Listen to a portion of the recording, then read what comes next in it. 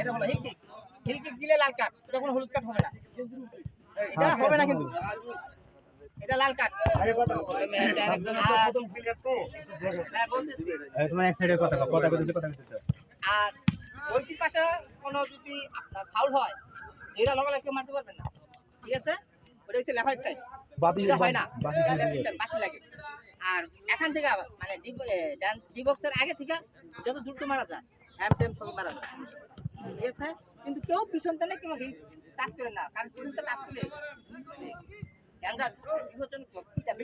আরেকটা কথা, বিশেষ করে আমাদের এখানে অফসাইড নাই, কেউ বক্সের ভিতরে আর গোলকিরে কেউ টাচ করবেন না। আগে গোলকিরে কেউ যদি এই পরিমাণ টাচ করে জাজমেন্ট দিতে হবে। রেফারি স্যারের উপরে কোনো কথা বলবে না।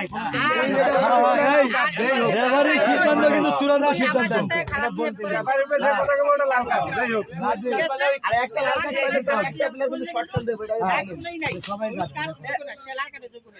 দুটো লাইসম্যান রাখালি মানে ব্যাক পাস না হ্যান্ড আর ফাউল এখন আল্লাহ আপনাদের এমনি ব্যাক সাইড না ধরে হ্যান্ড ফাউল করে। আর জানা যায় ঠিক আছে কথা একটা আর উপরে নিচে না।